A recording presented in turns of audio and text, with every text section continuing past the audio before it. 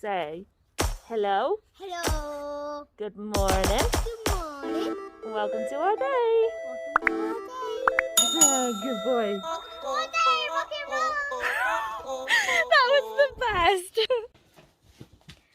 A while ago, Charlie got me a book called The Element Encyclopedia of 5,000 Spells, the ultimate reference book for the magical arts. So it's like, it's kind of like Wiccan-y sort of stuff. And because it was such a big book, we decided to use that one for the flower pressing. And we got some flowers yesterday. Yesterday? Yeah, yesterday when we went to see Hayley. And like there were so many nice flowers there. But when we came home, I put the longer ones in some water, but forgot to do something with the littler ones, and I left them on the cupboard by accident. And then when I went down there to do meds just now, I saw them and knew I had the book. So I just picked them up, put them in between some kitchen roll and just shoved them in the book. Gently, but shoved them in the book. Look what page I put them in.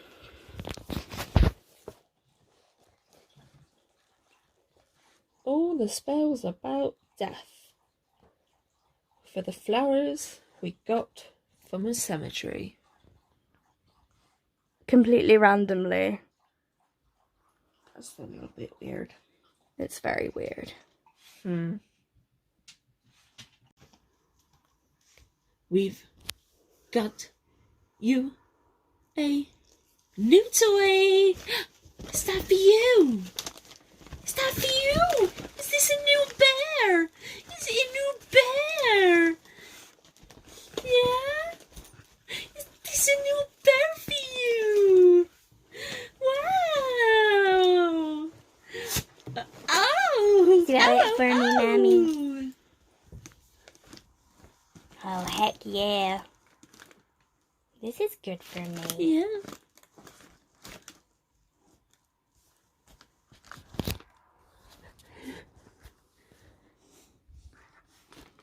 A bit large.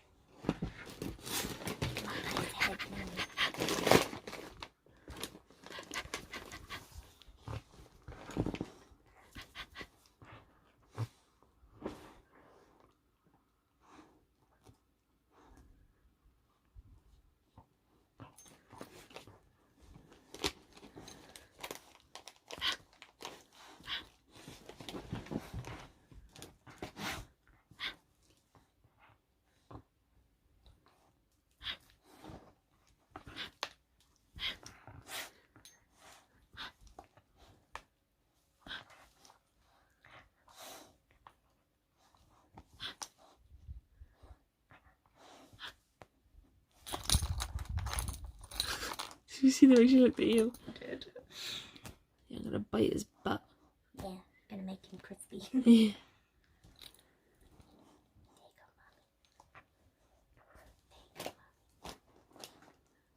There you go, Mummy. Marlon.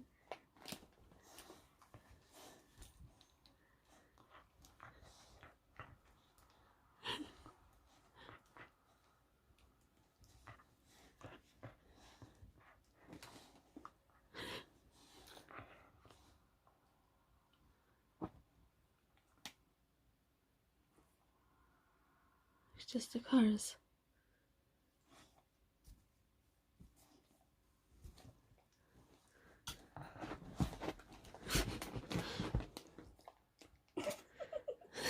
You're cute.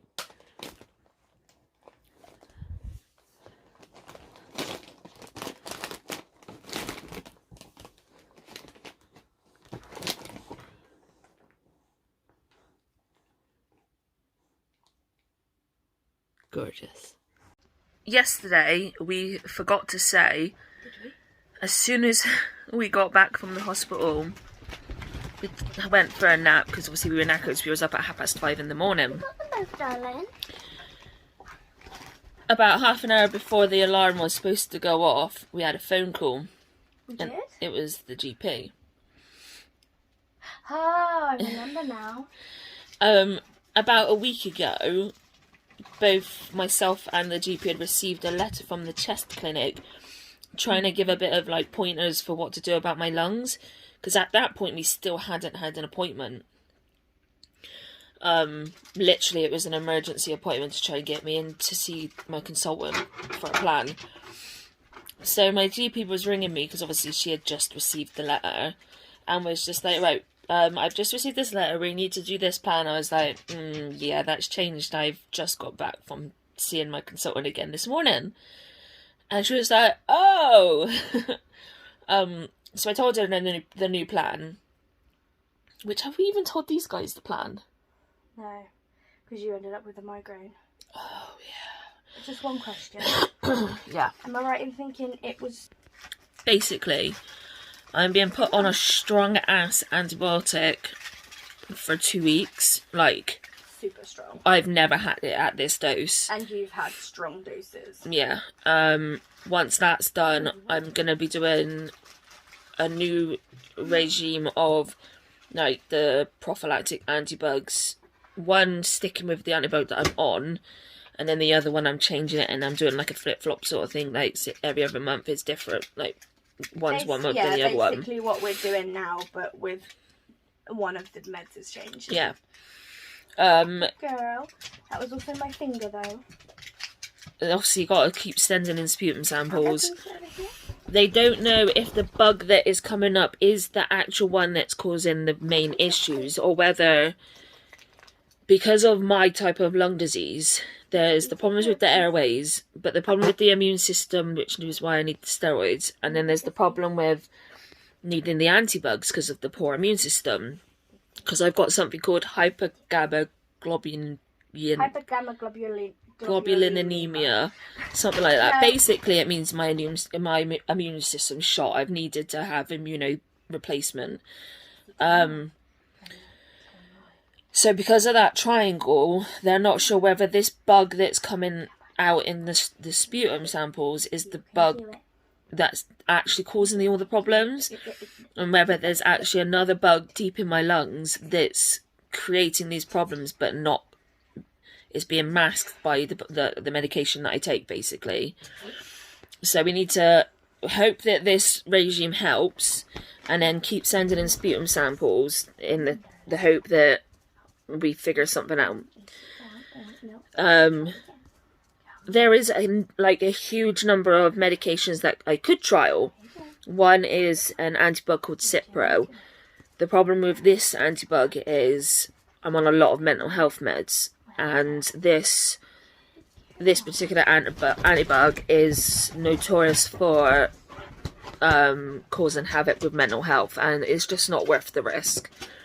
There's another one which I have had before. It's called levofloxacin.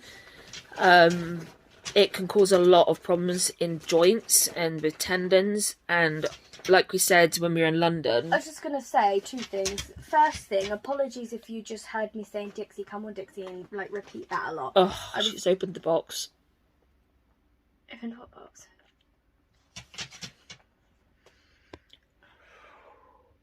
Oh, the treats box. I thought you meant Dixie. I was like, what's she open? But yeah, sorry about me saying Dixie and like distracting or whatnot. I was trying to give them their flea or wormer tablets, whichever one it is. Wormer tablets. And Dixie likes to spit it out continually into my hand before she actually decides, oh, that's alright, I might chew that. So I want to apologise for that for starters. And secondly, I just wanted to say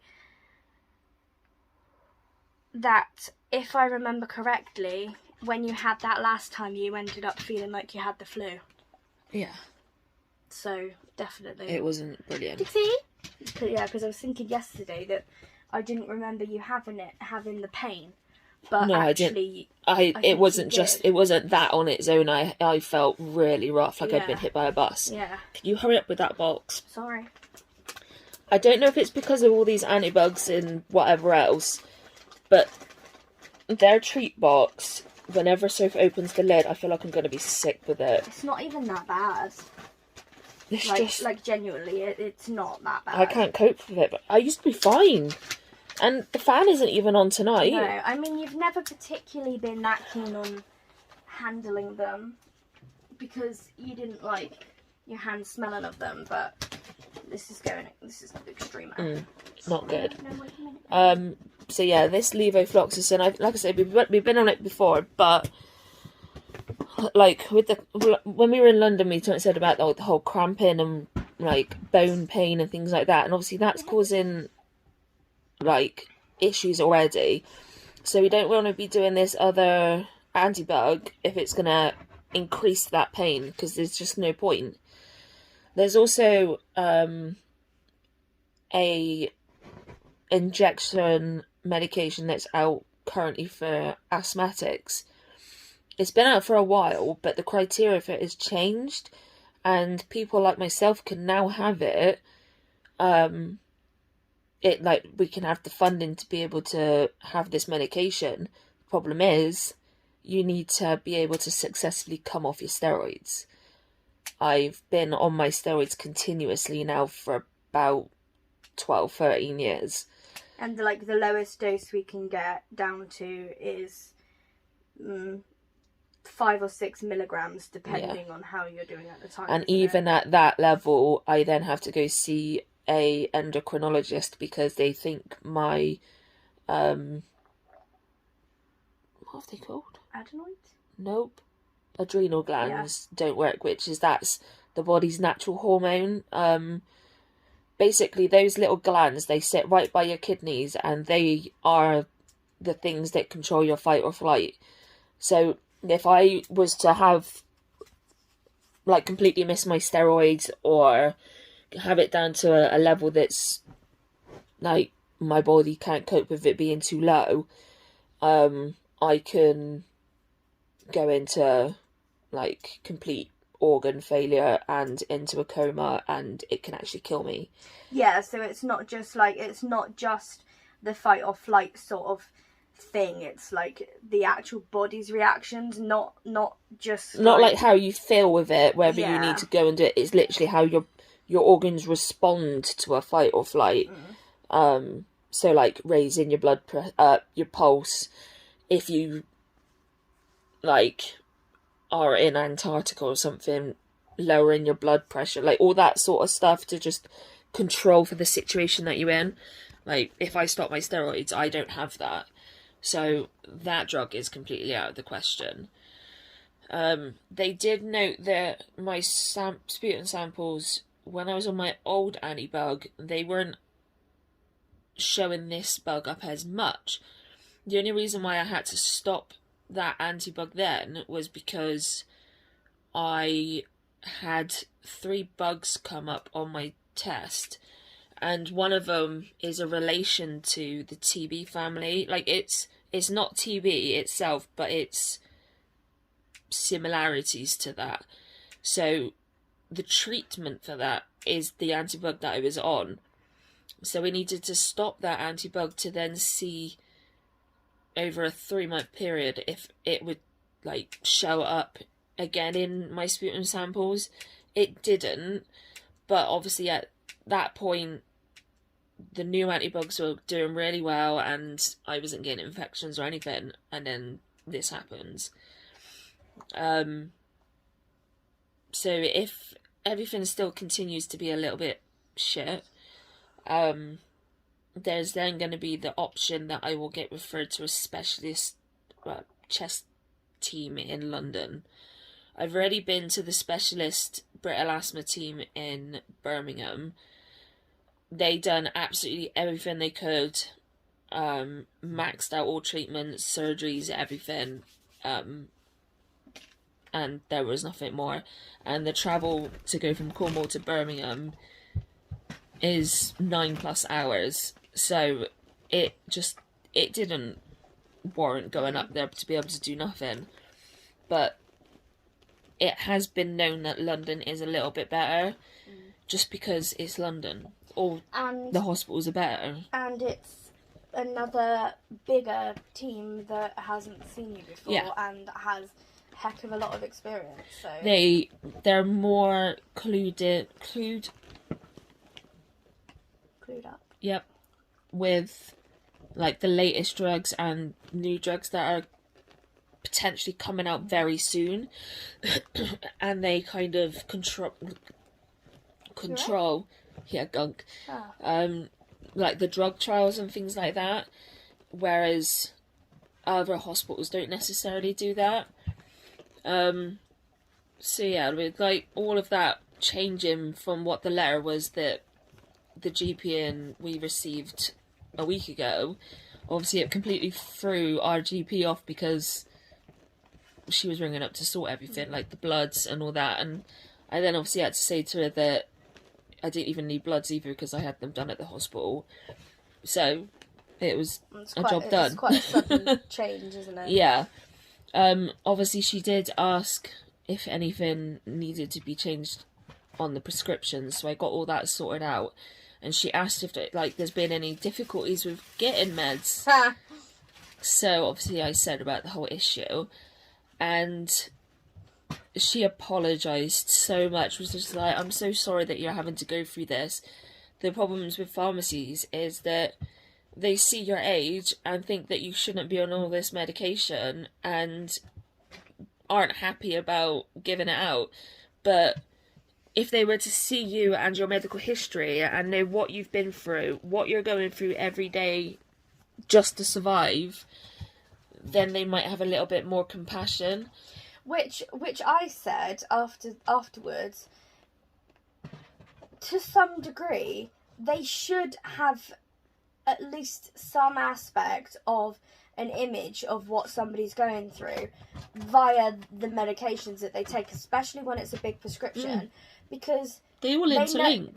They know what these medications do. Like, they know that some of them are mental health related. They know that other ones are like asthma related, and other ones are like pain, and they know all of this, so they should know that these medications, regardless of the fact that they've been prescribed and like are being managed by the GP and consultant, but they should have an image of what, like, they might not know the conditions, but they know what the drugs are for. And they know that the others, some interact with others, and some are there to protect, like, my stomach from the steroids and stuff like that. So, yeah, they know the interactions and they know what the drugs are for. And then my GP was just like, it's not exactly like you want to be on all this medication. Do they think you're just taking it for the fun of it? And as soon as I got off the phone and said that to Soph, it was just like, has she been, like, listening to our conversations or something? Because we say that so often. Like, every time the pharmacy messes up, we just get so angry, as you guys have seen from the vlogs. We get so angry and upset because, like we said the other day... We don't like feeling this way because of it. No, exactly. And, like... We are people who don't like to confront people. Yeah. And don't like... It's unnecessary stress when it's a prescription. You request a medication. Exactly. A doctor has authorised it, so just do it. Yeah. Just take away that extra stress for yourselves and for us. Yeah. It's so frustrating. It is. But it was really nice to hear from the GP. Yeah. That we're not being awkward. Yeah, we're not the ones in the wrong or anything. Yeah. And she said that she's gonna be contacting the pharmacies to actually say to them that what they're doing is unfair and unprofessional, and really they need to shut the heck up, basically. Yeah. So that was fun. Yeah, but she's so I lovely, got burnt today. You did get burnt today. It's getting redder and redder as the evening's going on. I'll put in a picture here that Soph took to send to her mum, because you can really see it then. But yeah. We're knackered though. Very knackered. Shivers. I'm not even cold. I'm actually really hot. I've been really hot since I come home, so I'm wondering if I got a bit of sunburn as well. Yeah, possibly. But yeah, we're exhausted. So I'm going to put some flowers in this beefy book that we got and have them dry pressed. And then we're going to chill. So thanks for coming on all of these days with us. and we'll hopefully get back to some normality after this vlog. Whenever this may be. Yeah. Good night. That wasn't right. You confused me. Good night. Good night.